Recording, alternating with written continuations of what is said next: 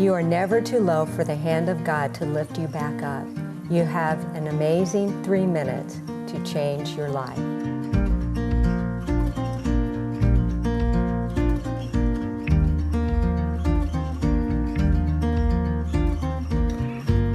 By the age of 7, Grammy Award winner Larry Gatlin, the oldest of the 3 Gatlin brothers, was already joining their younger brothers Steve and Rudy in singing at family and church events. Little did he know that years later, known as the legendary Gatlin brothers, they would tour the world performing their #1 hits. Like his songs, he was on top of the world until addiction took over. It wasn't until a friend pulled him aside and said, "Larry, it's time to turn the page." And he did just that. This is his story. This is today's Nashville. This is faith. Larry Gatlin, what an honor and blessing for me to sit down in your beautiful home. I met your lovely wife. Is that who that was? I wondered who that woman was wandering around here. I want to, first question, what's it like to live with Larry Gatlin? Ask her. I tell people she's either made out of asbestos or Teflon. I'm not sure. She's the most spiritual, wonderful human being I've ever known. And I mean that. I'm not, a lot of people. Solid. She's my rock. Do you remember Louis? You're probably way too young. Louis Prima and Keely Smith, husband and wife. Okay, Louis. They were a Vegas act, and they're friends with Sinatra and all those people out there. And Louis was nuts. I mean, he had a guitar and he'd play saxophone for a while, and Keely would just stand there and kind of scratch and sing, and they were great. And it was the yin and the yang, salt and pepper, hot and cold. And the more it seems like the more manic and confusing or not confusing even, but just scattered things are, that's when my brain and my mind does this, and it focuses. That's it. I lived in chaos in my life. Wonderful parents, God bless them. A Marine oil field daddy and a Pentecostal piano playing mama, and 4 kids singing in Pentecostal churches and moving all over. So as the firstborn, they used to say family hero. I don't think that's true. But it was part of my gig was to try to keep order in that kind of disorderly, wonderful, chaotic house. So that's good with me. And she's the rock. Janice is the rock. And so, you've been married for how long now? 53 years. Luckiest broad in Tennessee. I probably can't say that on gospel TV. She's my rock. I know. Let's go back to your childhood, and how did you get into singing and how you moved forward in the group of the Gatlin brothers? Well, our maternal grandfather, Clib, C-L-I-B, Doan. Everybody called him Teapot. He worked for Harry Sinclair, worked for Sinclair Oil Company.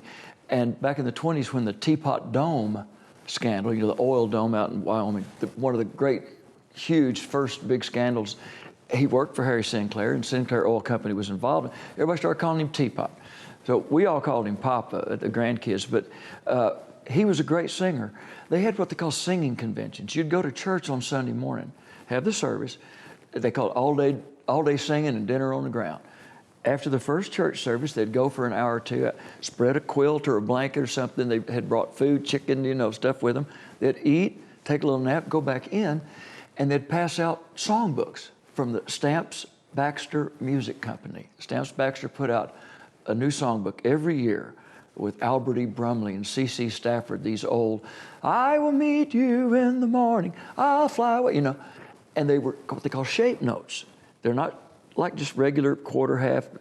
They had actual shapes, triangles, square, circles. And not only could you read the music from the interval where the note was, you could recognize the shapes. It's hard to explain, but he was an expert at that. He was a great singer. The day he died at 83, he could hit a high B flat, boop, just, drive a nail. So from him, saved his money, got piano lessons for my mother and her little brother, my late great Uncle James. And Mama would sit down there and struggle with it and play it, and Uncle James would look over the end of the piano, and he'd sit down and just, he was a savant. And Mother was a great Pentecostal piano player. So from that, growing up, The first time I really remember singing, Daddy put me up on the bar. There was a little steak joint. It's still there in Lowakey. It's called Lowakey Steakhouse near Ballinger, Texas. And took me out to work with him. I was 3. Took me out with a crew. I went everywhere with him. Put me up on that bar, put a nickel in the jukebox, and played Hey Good Looking, Hank Williams.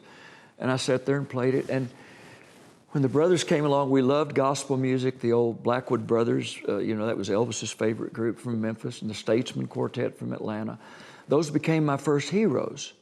We learned to sing from that, and we were literally 2, 4, and 6. We won a little singing contest in the 2, 4, and 6 division, because we were the only ones in the 2, 4, and 6 division. In Abilene, Texas, an old boy heard us, a guy named Slim Willett, had a TV show, local TV show in Abilene. His real name was Winston Moore. And he was a good little country singer and had a very popular TV show. But he wrote one song. Don't let the stars get in your eyes. Don't let the stars. I was a little flat. Don't let the stars get in your eye. Don't let the stars get in your eyes. Don't let the moon break your heart. All that.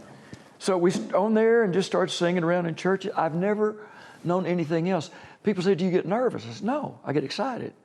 Nervous means you're going to mess up. You have been around the world. #1 hits. You're one of the groups that got me into country music. Are you happy about that? Yes, well, I love it. Yes. Good. We've been blessed. Steve and Rudy, people tell me at night, and I'm very grateful, we are at 100%. We can sing the way we did 40 years. People say, you sounded like you did 40 years ago. I said, is that good or bad? Because some people sound like they did 40 years ago. It still wasn't any good. You're celebrating your 65 years, is that what I think 67. 6 years? Oh, 67. I'll be 74 in May, and I was 6 and a half the first time we walked on stage, so that, however many that is. Well, tell me about, coming to Nashville and your career and how it exploded. Well, I tell people I have failed my way all the way to the top and right back down to the middle. And the middle is just fine by me. So many things in our lives come from disappointments, things that didn't happen. Having to move from Abilene, where we were stars, and the Abilene Eagles football team that I love, and Erica Brown. Oh, third Erica Brown. Well, I don't need Erica Brown. But from there, we had to move to Odessa. I tried out, I didn't get to go to Permian High School in Odessa, where Friday Night Lights came from that. I went to the other school. We're 2-1 against them, by the way, when I was the quarterback. But I didn't get to marry Nancy Rayner, but look what I got. And Nancy's still a great friend of mine, but it seems like from those, went to Vegas. I was a waiter at Steak and Ale in Houston on the Gulf Freeway, and got somebody told me that the Imperials, the gospel group, needed a baritone singer. I called them, went out there, tried out for the job, didn't get the job, but I met Dottie West. She said, you look enough like Mickey Newberry, you got to be able to write a song. I wrote a little song in her dressing room one night that was awful, and she said, write me some songs, I'll try to help you. Went home to Houston, wrote 8 songs, sent them to her. She sent me a plane ticket, and we moved to Nashville. 5 years later, I won that Grammy for Song of the Year. And that's how it happened. I failed my way to the top. It's amazing. We're going to talk about it when we come back, of how you just exploded on the scene. All right, we'll be right back. Okie dokie.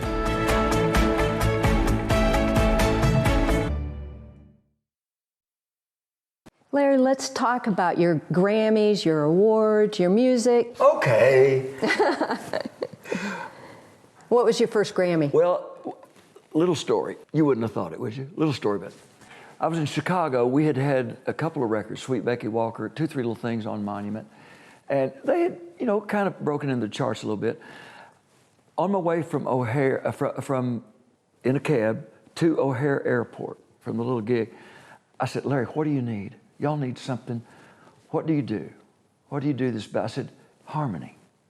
Everybody loved great guitar players, the greatest pickers in Nashville, in the world, have played on our records. And I said, what do you do? I said, you do harmony. And out of my mouth came, in the back seat, she's a broken broken lady, waiting to be mended, like a potter with mend a broken vase. I mean, I didn't have the guitar with me. It was in the, you know, in the trunk probably, or in the case. I love that song. She's a excuse me. So I wrote that verse, or really what is a chorus, on the way to O'Hare Airport, and then jiggled around with it on my way to Dallas and sat in the front room of our friend, the Ewing family, the real Ewings of Dallas, Finn Ewing and all that bunch, and wrote the rest of the song. Here's something strange about, a lot of our songs started cold like that. We've never had a hit record with a second verse. The chorus is what we start with, because we are a chorus.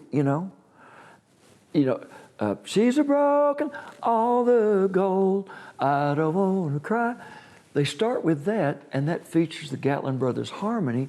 Then you tell, after I had sung, all the gold in California's in a bank in the middle of Beverly Hills, somebody else's name. If you're dreaming about California, it don't matter at all where you played before. California's a brand new game. After you sing that little chorus, I could have gone A, B, C, D, E, F, G, H, and it was a hit already in the first 30 seconds of the song. Broken Lady, I don't want to cry. It's something I do in the show sometimes. I go, I made a lot of money in the key of G. The key of G's been good to me and my family. The old-time pickers in Nashville, they say that G is the people's key. I've made a lot of money and lost a lot of Grammys, and I made all that money thanks to Big G and the key of G. So we put the vocal part up front, and really the ones that weren't big hits were the ones we started with a verse or something. People want to hear. Gatlin boys. Who has influenced you over the years? We were raised in a Christian home, in the Pentecostal church, from our grandfather, our mom and dad, great preachers who brought the word to us. In my little my little speech for that little, I guess we'll get to that in a minute, but the Songwriter Hall of Fame deal, I told her, in 1965, I was a senior at Odessa High School. Miss Ann Louise Jones was my English teacher, and I was her favorite. And she assigned me extra credit work to do a book report on John Steinbeck's Grapes of Wrath. I made an A, of course. 13 years later, I was stuck in a traffic jam at the Hollywood Bowl on the Highland. I was going over to the Valley for a meeting at Warner Brothers. Right in front of me was a 1958 Mercury station wagon, 20 years old. And in that car, Oklahoma license plates, kids, pots and pans, boxes.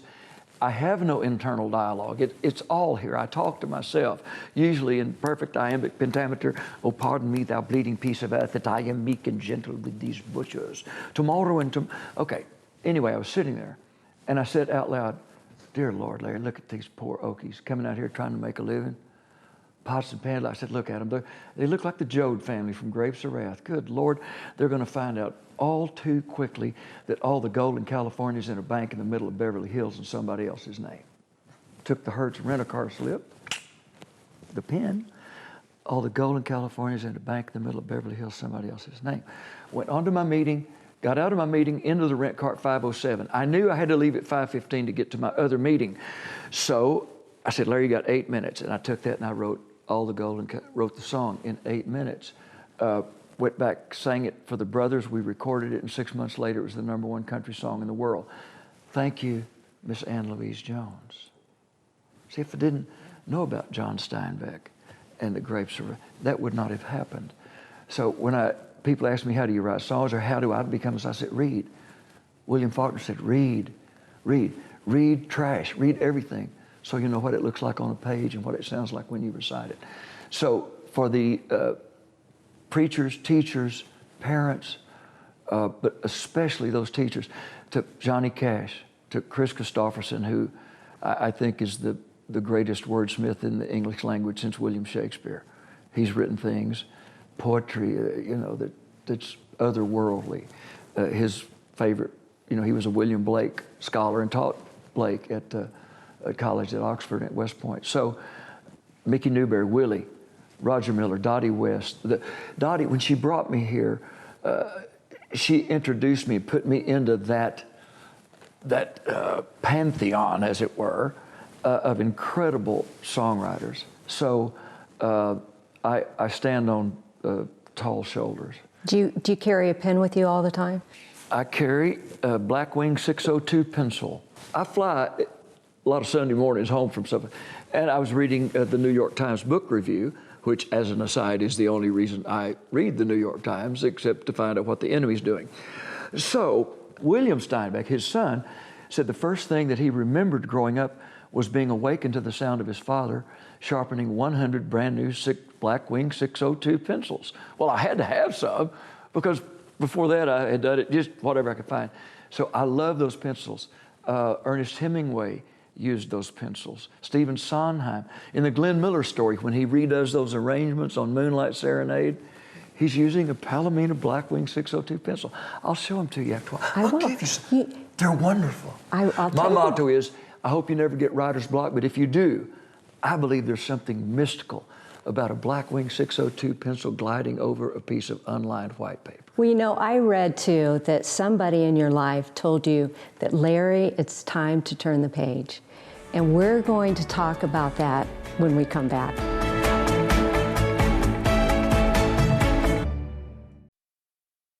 Larry, there was a time in your life that a friend came to you and said, Larry, it's time to turn the page. Tell me about that.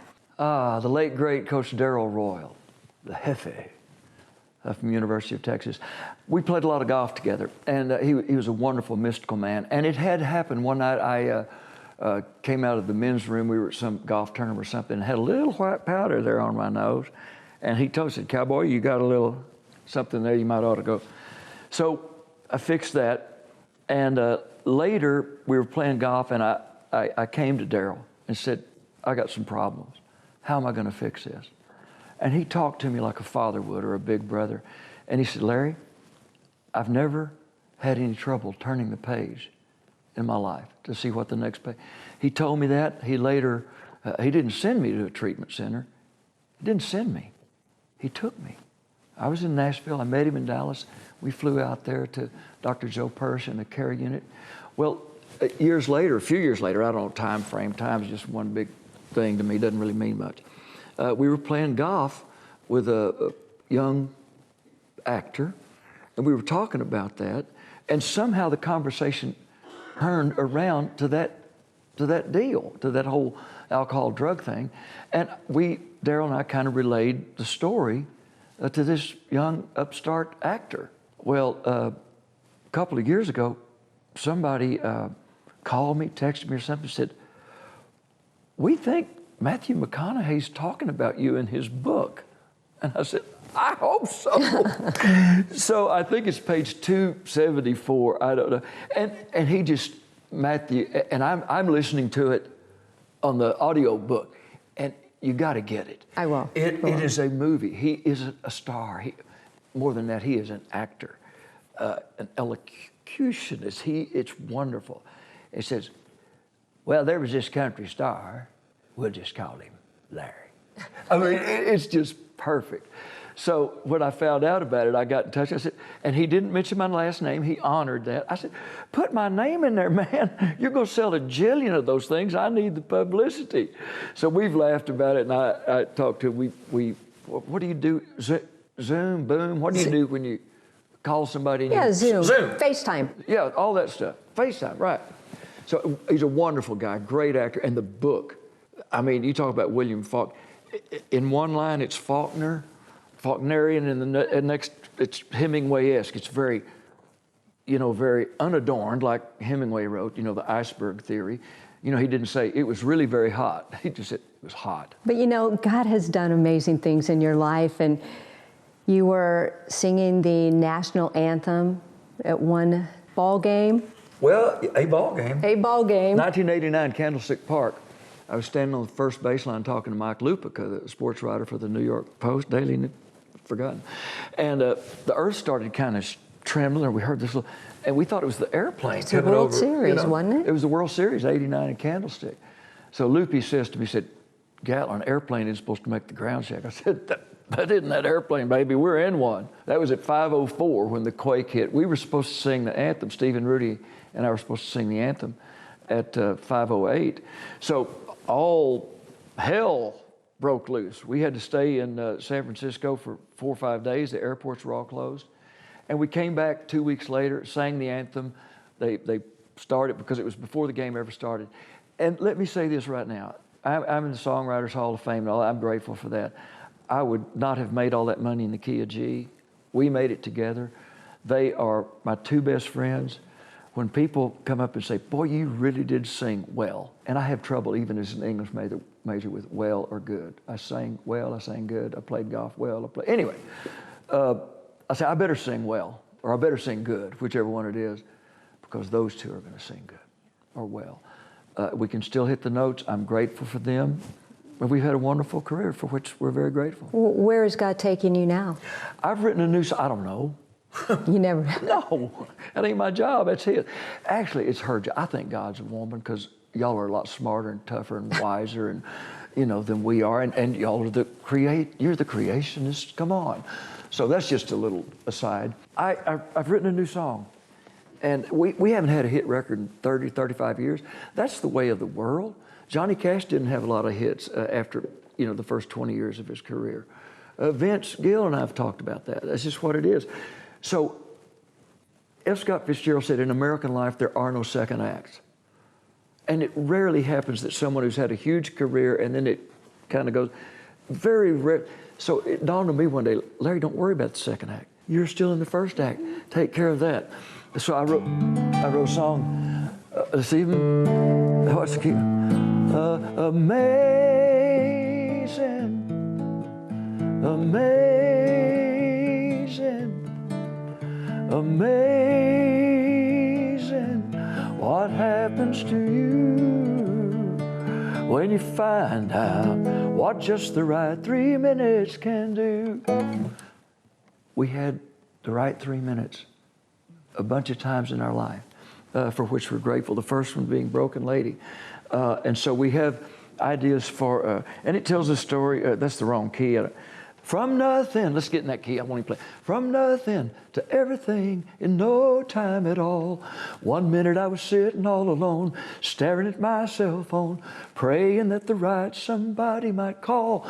When all at once, one of my homemade songs broke through, and I found out what just the right 3 minutes can do. Oh, that's beautiful. Broken Lady, the right 3 minutes. That's beautiful. Bought this, has taken Steve and Rudy and me all over the world. So we're going to use that song. I think even the Nashville Songwriters Hall of Fame, those good folks, Mark, Ford, and Carol Ann, are thinking about kind of using it. They played it after the awards show. One thing people in this town, everybody who's ever been a star, for 30 minutes or 30 years, we have one thing in common. Somewhere along the line, we had just the right 3 minutes, and they found out it's amazing what just the right 3 minutes can do. What is it that you want the viewers to know? I want them to know that they're part of this. They're a part of this. Sometimes we have a 6 o'clock plane and we had a show that ended at 10 o'clock and we don't have time to do maybe an autograph here. And we do. We don't turn people down on that if time and logistics allow. They are part of this. We don't do this in a vacuum. And the overriding thing is gratitude. We are grateful. Like I say, failed our way all the way up to the top, right back down to the middle. The middle's just fine with me. But I want all them to come with us on the journey, because they have. Larry, thank you so much. Thank you. What an honor to sit down with you today. Thank you. You're very kind. You did really good. My friends, is it time for you to turn the page? Like Larry said, you have 3 amazing minutes to lay it down at the feet of Jesus. Let Him take care of everything that you're going through today. This is today's Nashville. This is Faith.